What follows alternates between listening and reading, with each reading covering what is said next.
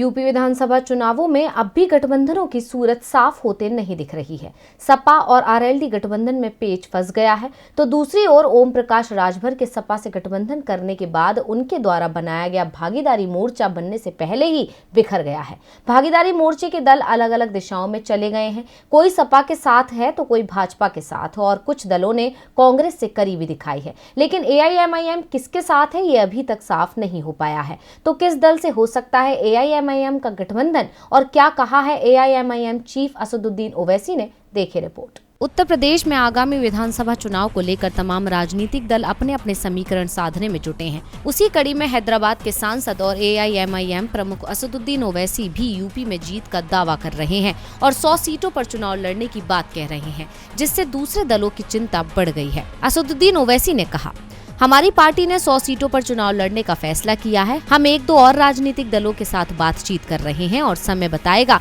कि हमारा गठबंधन होता है या नहीं, लेकिन हम चुनाव जीतने की स्थिति में हैं। ओवैसी के बयान से साफ है कि इस बार यूपी के एआईएमआईएम की सरकार भले ही ना बने, लेकिन वो किंग मेकर जरूर बनेगी। यूपी में सरकार उसी पार्टी की बनेगी जो चुनावों के बाद जिसके साथ एआईएमआईएम होगी। लेकिन ओवैसी की राह इतनी आसान भी नहीं है, क्योंकि वो अभी तक मैदान में अकेले हैं। हालांकि काफी समय से यूपी में विधानसभा चुनाव के लिए जमीन तैयार कर रहे हैं और एक वक्त वे सुबह सपा के साथ मिलकर चुनाव लड़ने की तैयारी कर रहे थे, लेकिन ऐन वक्त पर सुबह सपा अध्यक्ष ओम प्रकाश राजभर ने अपने रास्ते अलग कर लिए और समाजवादी पार्टी के राष्ट्रीय अध्यक्ष अखिलेश यादव की पार्टी के साथ गठबंधन का ऐलान कर दिया। ओम प्रकाश राजभर के इस फैसले पर ओवैसी ने अपनी नाराजगी भी जाहिर की थी। उन्होंने कहा था कि राजभर ने अपनी पार्टी का फैसला किया और हमारे साथ गठबंधन तोड़ दिया, लेकिन हम उत्तर प्रदेश में चुनाव लड़ेंगे। अब बदले समीकरणों में असदुद्दीन ओवैसी गठबंधन के लिए नए सहयोगी तलाश रहे हैं और इसी का जिक्र उन्होंने किया है कि उनकी पार्टी की एक दो दलों से बात हो रही है। ओवैसी का दावा है कि उनकी पार्टी यूपी चुनाव में जीत हासिल करने की स्थिति में है।